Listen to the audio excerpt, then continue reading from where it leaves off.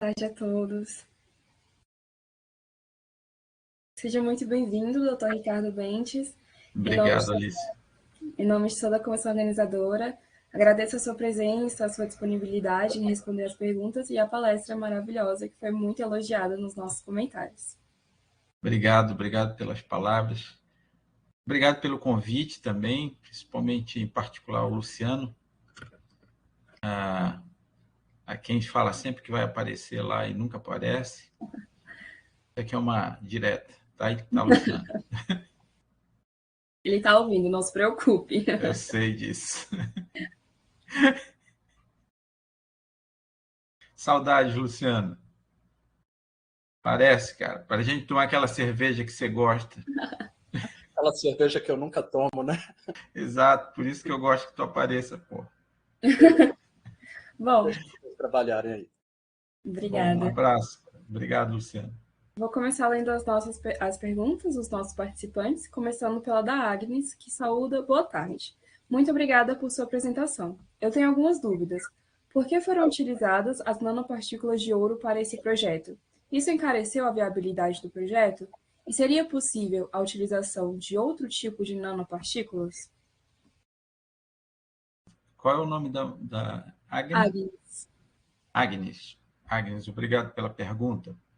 A ideia original do projeto, e aqui eu tenho que abrir um pequeno parêntese, que essa ideia não foi minha, foi uma ideia que já existia na literatura, e um colega da França, um brasileiro na França, ele pediu para uma reunião, uma colega dela lá de Tocantins, para reunir um grupo aqui no Brasil.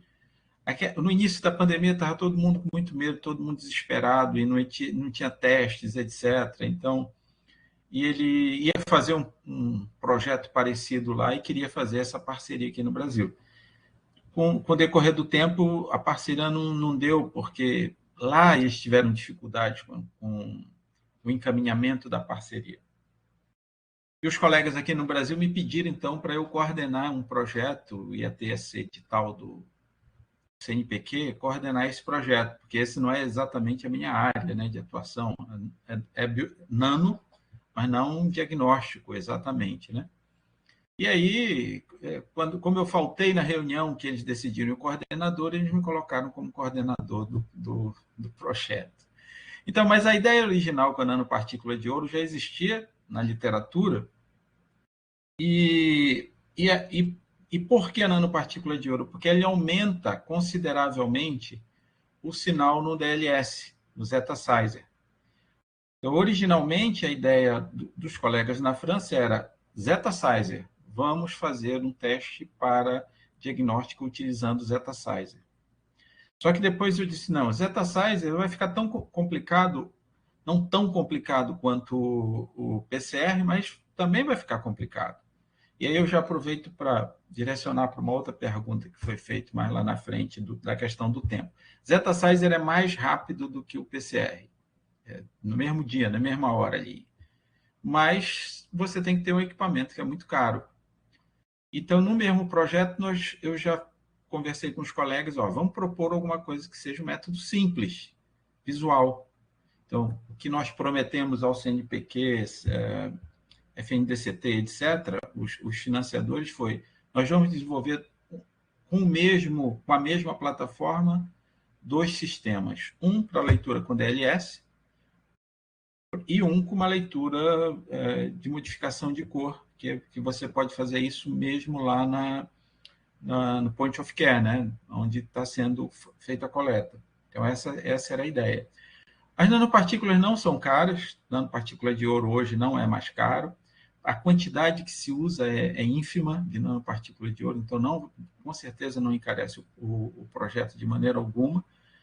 Assim, o que mais encarece o projeto, o que mais encarece o teste é o anticorpo, principalmente no início da pandemia. O anticorpo desse custava R$15.000, 1 miligrama. Em 1 miligrama dá para você fazer aí, sei lá, 1.000 testes. Então, era o que mais encarecia. Mas no nosso cálculo naquela época era R$5 por teste. Conversando com um empresário, ele disse R$ 5 por um teste é muito caro. E eu fiquei, como assim? Eu compro, agora ficou barato, hoje, atualmente ficou barato, eles vendem por 40. Mas é que uma coisa é o processo de produção, outra coisa é o resto, tá certo? Então, ele achou caro R$ 5 o teste. Mas nanopartícula de ouro não encarece, o anticorpo encarece. Não sei se eu respondi todas as perguntas, Alice. Toda a pergunta, consegui responder a pergunta. Faltou apenas uma última pergunta da Agnes, que foi: seria possível a utilização de outro tipo de nanopartículas? Em teoria, sim, mas o sinal que a gente quer, que a gente queria com o DLS, seria um pouco menos intenso, talvez. Isso dependeria muito do... Desculpa. Dependeria muito do... Só um minuto, por favor. Deixa eu só... Caramba, agora não desliga. Deixa eu tocar. Dependeria muito do sinal que isso fosse dar no DLS. Para mudança de cor, sim. Para o sistema de mudança de cor, você pode usar a prata, por exemplo, nanopartículas de prata. Mas, assim, aparentemente, a nanopartícula de ouro funciona muito bem. Alguns testes que a gente está fazendo é fazendo as duas juntas, ouro e prata. E também está funcionando muito bem, talvez até um pouquinho melhor do que só ouro. Muitíssimo obrigada pela resposta. Bom, o Felipe fez uma pergunta que foi: as nanopartículas podiam ser reutilizadas? Não. Não, porque elas estão acopladas com anticorpo, que vai estar, se for o caso, acoplada com o vírus. Não tem como reutilizar, não. Mas, mais uma vez, a quantidade é muito, muito pequena. É uma quantidade que, se você tomar essa quantidade de nanopartícula de ouro, não vai fazer mal nenhum para você. Entendi, obrigada. O Dr. Luciano disse: parabéns pela sua apresentação sobre uma solução tão aplicada e relevante. Como foi realizada a funcionalização das nanopartículas de ouro com os anticorpos? Isso aí também já tem na literatura, mas basicamente, no caso nós fizemos dois linkers diferentes. Um foi o DTSSP, que liga a nanopartícula ao anticorpo. É só um linker, coloca no tampão. É um método que dá muito, assim, levou um bom tempo para a gente padronizar.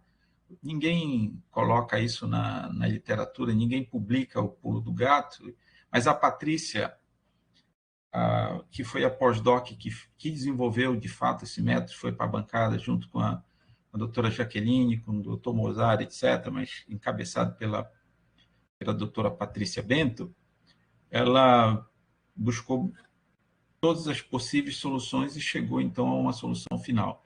Que eu, sinceramente, Luciano, eu não tenho aqui, porque isso aí não é minha praia.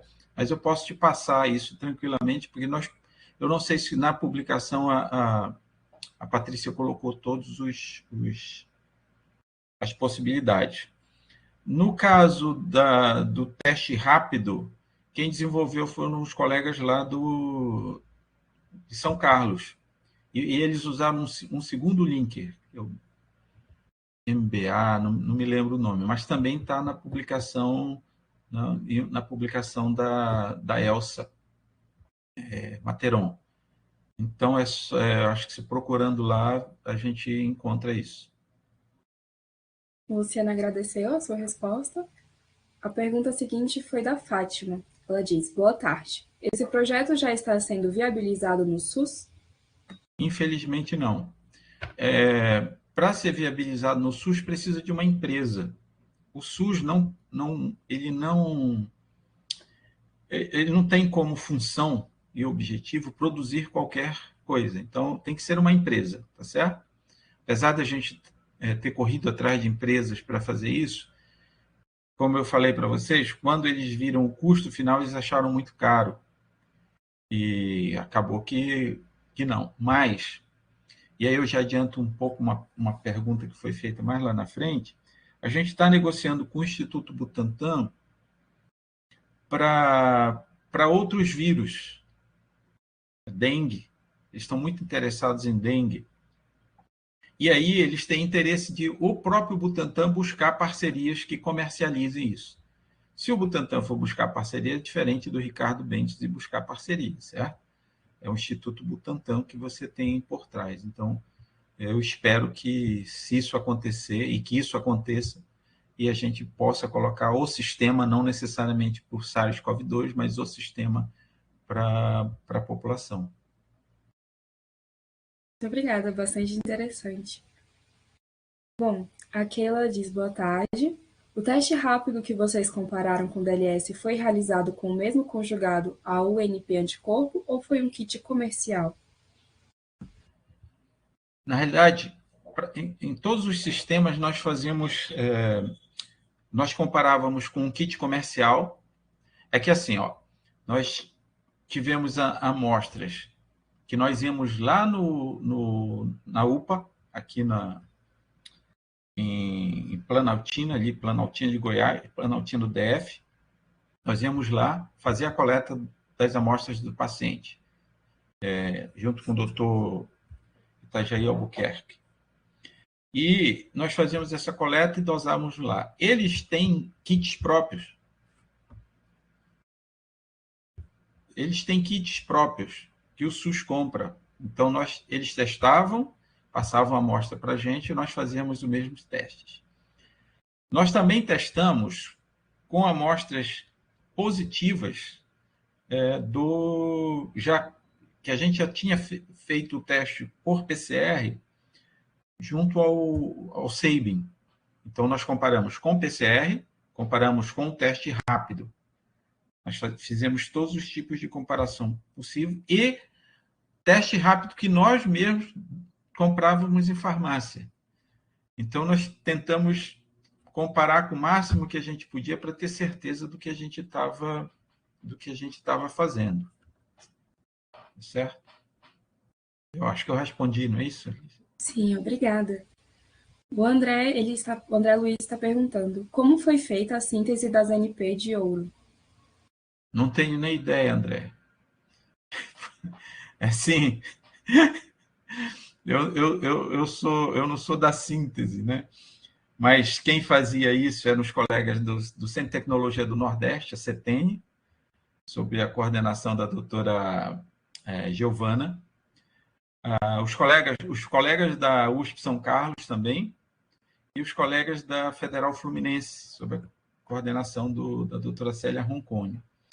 E nós também comprávamos nanopartículas de ouro para fazer o acoplamento, porque as nanopartículas de ouro nós tínhamos que comparar a estabilidade, etc, etc. Então, como é feita a síntese, eu fico te devendo essa pro resto da vida, porque até o resto da vida eu também não vou saber te responder isso. Obrigada. Bom, o doutor Luciano Paulino, ele também fez uma pergunta que foi: vocês têm pensado em possibilidades apenas em vírus de humanos ou animais, e até mesmo plantas também? Acho que deu uma... Eu vou repetir. O doutor Luciano...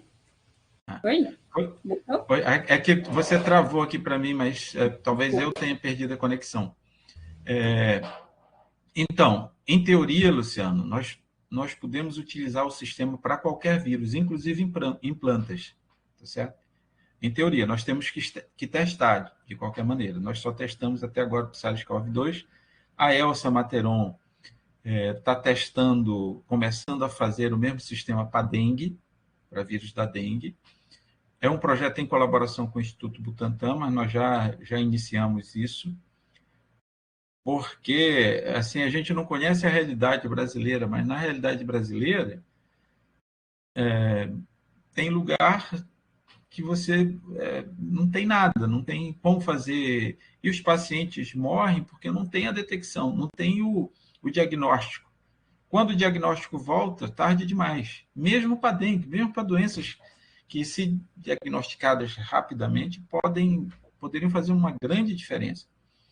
E o pessoal do Butantan, eles trabalham também ali na ponta, lá em São Paulo.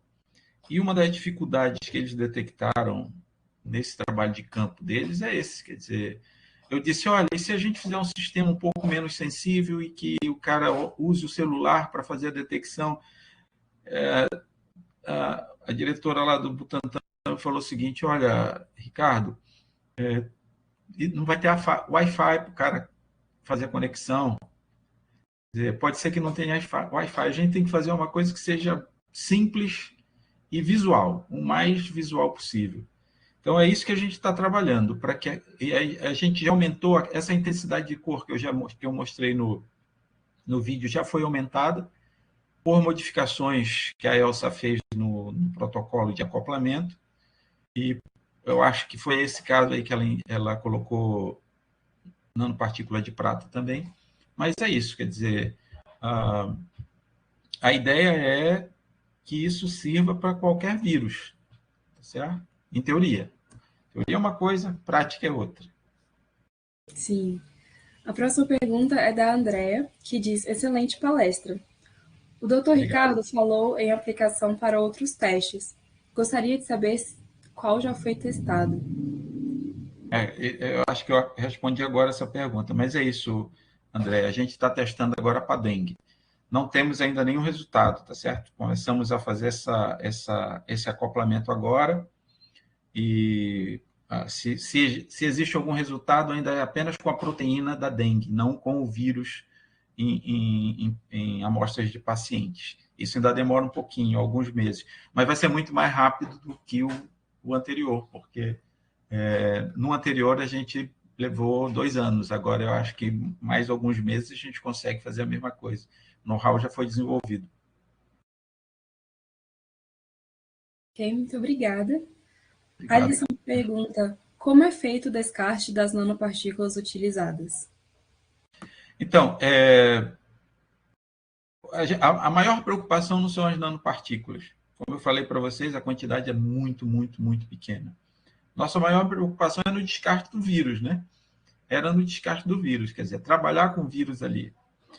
E a gente, só que, quer dizer, quando nós fomos fazer um teste de validação no Butantan, que foi a última coisa que a gente fez, agora esse mês, início do mês de junho, ou final de maio, a gente já tinha ido ao Butantan para fazer essa validação, porque o Butantan tem a prerrogativa de validar nossos testes.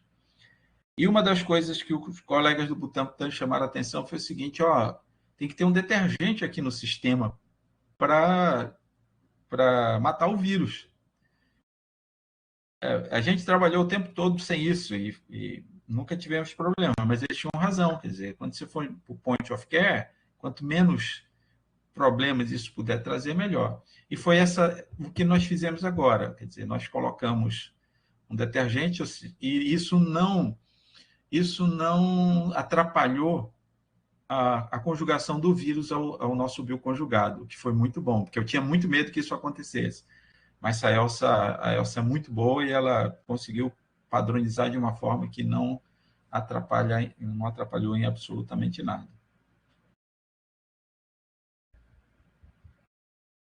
Obrigada. Dando continuidade às perguntas, a Bruna diz: ótima palestra. Em relação à análise de RGB, a leitura da cor não muda dependendo da luz do ambiente em que a foto do tubo está sendo tirada? Sim, pode mudar. Por isso que a Elsa desenvolveu um aparelhinho que, não sei se eu mostrei na palestra, mas eles fizeram lá no São Carlos um aparelhinho que você coloca a amostra dentro daquele aparelhinho e o celular acoplado ao aparelho. Aí você coloca a amostra lá, então a ideia é manter a mesma cor, o mesmo padrão de luz em qualquer iluminação. Mas, como eu disse, quer dizer, a nossa ideia aqui é que os nossos testes futuros nem precisem de um celular. Os nossos testes futuros, a mudança de cor seja tão intensa, mesmo a quantidade mínima de vírus, que não seja necessário utilizar o celular. Já foi uma demanda dos colegas do Butantan, já por uma demanda deles.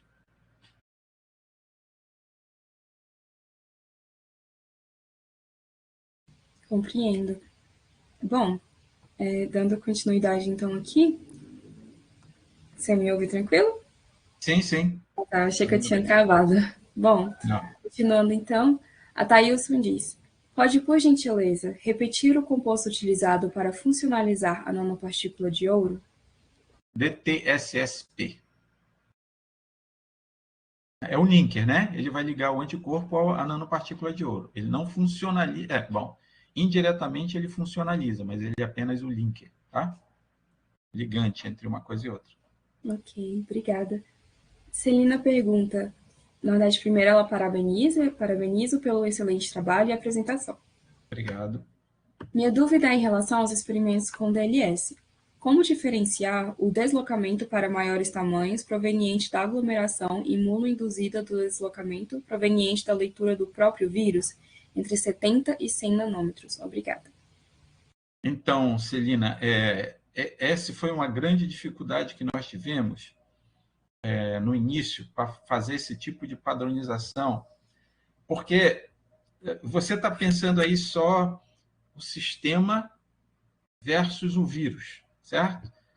O vírus não aglomera, se for o sistema versus o vírus. Lindo e maravilhoso. As imagens, assim, são figura de livro. O deslocamento é figura de livro. Maravilhoso. Nosso problema é quando a gente coloca secreção do paciente, ou saliva ou da nasofaringe. Que aí sim tem tanta sujeira, entre aspas, né, no sistema, que às vezes você tem dificuldade de fazer a leitura de forma adequada. Esse problema a gente conseguiu diminuir utilizando o tampão adequado, digamos assim. Eu não me lembro se foi qual foi o tampão, se foi PBS, porque a gente fez diferentes testes, só com água, só com salina, só com PBS, mas mesmo assim, no máximo que a gente faz é diminuir essa sujeirada da leitura, digamos assim. Mas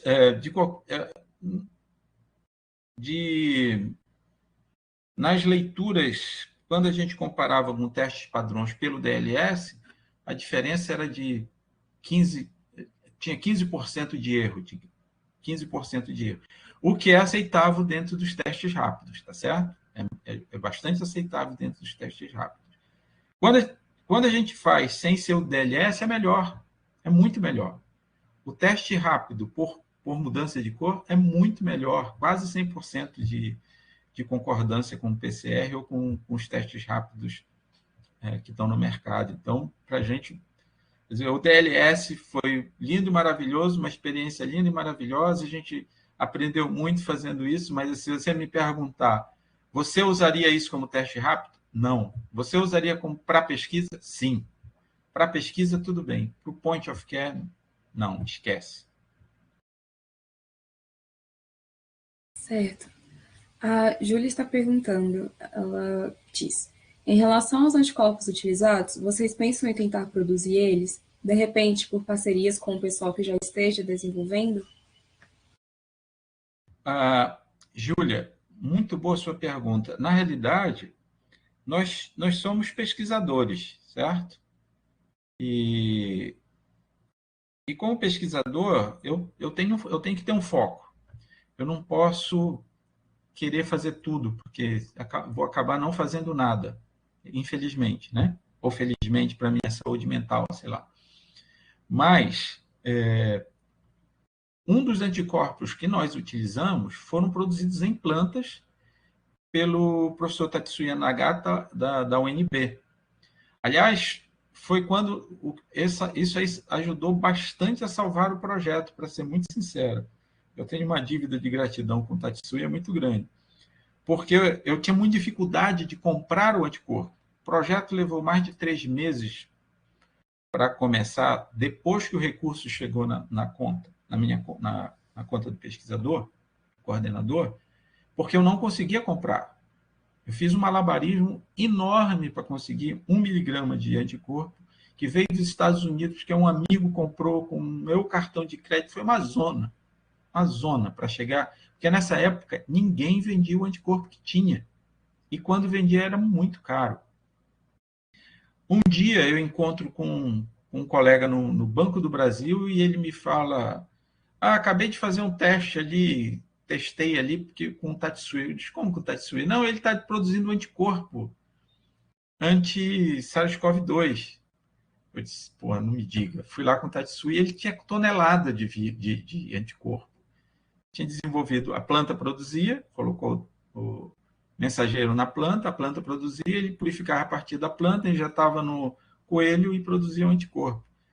Isso, de certa forma, e aí eu tinha o anticorpo ali do lado, pegava com ele uma quantidade grande, e isso permitiu com que a gente conseguisse desenvolver uma boa parte do projeto. Que coincidência maravilhosa, né? Foi excelente, você nem sabe. Bom, a próxima pergunta é de Audrey, que diz: obrigada pela apresentação. Como foi constatada a especificidade para o SARS-CoV-2? Como a gente estava trabalhando em colaboração com o Instituto Butantan, eles têm todos os vírus da família da família de SARS. Eles têm todos, né? E outros, né? H1N1, etc, etc. Então, nós utilizamos esses vírus que o Butantan nos cedeu, que nós fazíamos testes comparativos, né? Para ver se tinha reação cruzada ou não. Então, nós utilizamos vírus mesmo, vírus que o Instituto Butantan nos enviou. Claro, o vírus já... A palavra não é morte, mas é a que vem na cabeça, né? Acho que eu respondi, né? Pergunta. Sim, obrigada. Bom, Daniel está perguntando, além de parabenizar pela apresentação e desse excelente projeto, ele pergunta: eu gostaria de saber se o senhor saberia explicar sobre a expressão da proteína S em planta. Daniel, não foi você que me fez a pergunta da nanopartícula de ouro, não, né? Porque se foi, eu vou ficar te devendo essa também.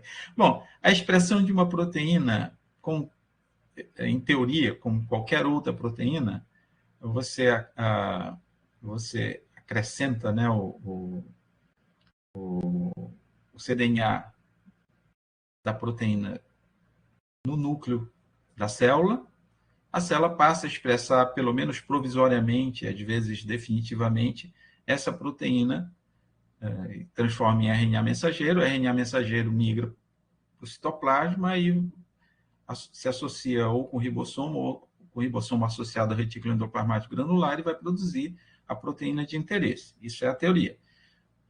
Se é assim que acontece em planta, para a proteína S, eu não sei te dizer, mas eu não vejo outro caminho para a expressão de qualquer proteína que não seja esse. Tá bom, Daniel? Eu acho que dessa vez eu consegui me sair relativamente bem. Com certeza. A Thalita está perguntando: qual o tempo de reação até o resultado final com esse teste? Esse teste é tempo real. Você vai colocando, você tem um imunoconjugado, você vai colocando a amostra, vai dando resultado. É uma coisa impressionante. Obviamente, pode levar alguns segundos a mais ou alguns segundos a menos em função da quantidade de vírus presente na amostra. Tá? Quanto menos vírus, menor a mudança de cor, ou demora um pouco mais para ter mudança de cor. Mas é basicamente tempo real. Você vai colocando e vai mudando de cor. Os últimos testes que a gente fez, tá? Os primeiros demoravam um pouquinho mais, tal. Agora, se a gente, estando com a amostra do paciente, dilui em salina, coloca no teste, pronto, acabou. É exatamente em tempo real, entre aspas, né? Sim. Lívia está perguntando se o teste por cor não seria subjetivo e como seria validado esse teste. Então, eu acho que não é subjetivo, depende muito do qual a intensidade da mudança da cor, né? Como sai de um vermelho, é que eu sou meio daltônico, o Luciano sabe disso, eu sou um pouco daltônico, então, quando eu enxergo ali no vermelho clarinho, tal, não sei que cor que vocês enxergam no início, e depois muda para um roxo, mais ou menos, uma cor bem mais escura. Então, até eu, que tenho dificuldade de ver, diferenciar essas cores, até eu consigo ver que ocorreu uma mudança de cor aí. Então, eu não acredito que tenha subjetividade nesse caso. Mas a segunda pergunta que você fez, a gente valida os testes comparando com amostras sabidamente positivas e sabidamente negativas. E nós fizemos isso com mais de 200 amostras de pacientes sabidamente positivas e sabidamente negativas, por PCR. A gente já tinha o diagnóstico por PCR, a gente só pegou as amostras e testou com o nosso material. Além disso, agora, se eu te disser que para fazer a validação, o Butantan exige que apenas 30 amostras negativas e 30 amostras positivas. Quer dizer, a validação em si é mais fácil do que todos os testes que a gente já testou. Na realidade, a gente já testou mais de 500 pacientes, fácil. Fácil, mas assim, com garantia de que tudo funcionou muito bem, foram os últimos 200. E obrigada. Acho que dá tempo de responder mais uma pergunta da Ana Paula, que diz: excelente palestra, professor Ricardo. Vocês chegaram a analisar a sensibilidade? Se sim, qual foi a menor carga viral que foi detectada no teste? Nós chegamos... qual é o nome da moça? Ana Paula, né? Sim, Ana Paula. Nós fizemos essa sensibilidade, mas assim, fizemos o teste de sensibilidade do teste, nosso bioconjugado em vírus isolado, tá certo? E era 1 vezes 10 a quarta, 1 vezes 10 não, isso aí. 1 vezes 10 a quarta a gente já detectava, ou seja, 1000 partículas virais e nós já conseguimos detectar Mas isso aí é um teste limpo, né? Você está tudo limpo ali. Quer dizer, você com a bola e não tem nem o goleiro, só você, a bola e a trave. Quer dizer, é um sistema... Para fazer esse teste de sensibilidade de uma forma mais... com amostra de paciente, aí são outros 500. Eu preciso que o pessoal que fez o PCR faça uma correlação da quantidade de partícula viral. Só que isso é complicado porque o comitê de ética já vai exigir uma série de outras... quando a gente solicitou ao comitê de ética a autorização para fazer testes em pacientes, nós não fizemos essa solicitação. Então, para fazer isso, eu tenho que fazer um aditivo. E eu acho que agora já ficou tarde demais para a gente fazer esse aditivo, porque o projeto oficialmente já terminou. Então, a gente já não pode mais fazer esses aditivos. Mas eu na próxima vez que nós fizermos agora esse novo projeto junto ao Butantan, a gente já vai fazer essa correlação a partir dos testes de PCR. Tá bom. Muitíssimo obrigada, doutor Ricardo. Foi um excelente momento, muito esclarecedor. Obrigado, Alice. Obrigado, Luciano. Obrigado a todos pelas perguntas. Foi um prazer. Estamos sempre à disposição aqui. Foi um prazer enorme. A gente vê até pela quantidade de perguntas que os participantes ficaram bastante engajados, bastante interessados. E nós iremos passar ao senhor as perguntas que não puderam ser respondidas para que a gente possa retornar a eles. Mais uma vez, muito obrigada. Perfeito. Obrigado. Um abraço a todos. Um abraço. Obrigada.